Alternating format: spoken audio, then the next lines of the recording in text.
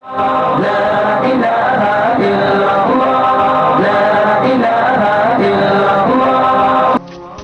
اللہ الرحمن الرحیم۔ السلام علیکم ورحمۃ اللہ وبرکاتہ۔ کیا آپ رعد کے بارے میں جانتے ہیں؟ کیا آپ نے کبھی کوہ قاف کے بارے میں سنا ہے؟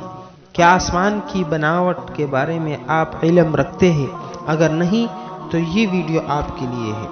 ان حضرت صلی اللہ علیہ وسلم کا ارشاد ہے کہ رعد ایک فرشتے کا نام ہے جو بادلوں پر مقرر ہے، اور یہ آواز جو سنائی دیتی ہے اسے فرشتے کی آواز ہے۔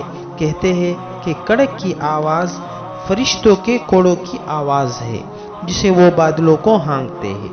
کہتے ہیں آسمان اور زمین کے درمیان 500 برس کی مسافت کا فاصلہ ہے، اسی طرف مشرق اور مغرب کے درمیان بھی 500 برس کا فاصلہ ہے، جس میں آبادی کم ہے، جنگلات، پہاڑ اور سمندر زیادہ ہے۔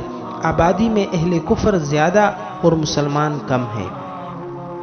کوہ قاف کے بارے میں آتا ہے کہ دنیا کے ارد گرد اگر تاریکی ہے اور اس کے اوپر کوہ قاف ہے جو تمام دنیا کو محیط ہے، اور سبز زمرد کا پہاڑ ہے، آسمان کے کنارے اس سے ملتے ہیں۔ کہتے ہیں کہ روئے زمین کے ہر پہاڑ کی کوئی نہ کوئی شاخ کوہ قاف سے ملتی ہے۔ اللہ تعالیٰ جب کسی قوم کی ہلاکت کا ارادہ فرماتے ہیں تو فرشتے کو حکم دیتے ہیں جو اس شاخ کو حرکت دیتا ہے اور لوگ دھنس جاتے ہیں۔ آسمان کی بناوٹ۔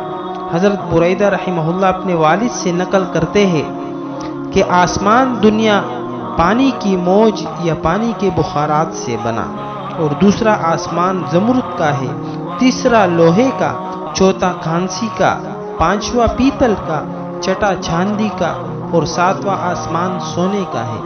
ساتویں اور اس سے پہلے آسمان کے درمیان نور کے سمندر ہے۔ حضرت کعب رحمہ اللہ فرماتے ہیں کہ ساتواں آسمان یاقوت کا ہے۔ یہ اقوال اہل توحید کے ہیں۔ آپ کی خدمت میں پیش کرتا ہے اسلامی معلومات نئے انداز کے ساتھ اسلامک انفارمیشن چینل۔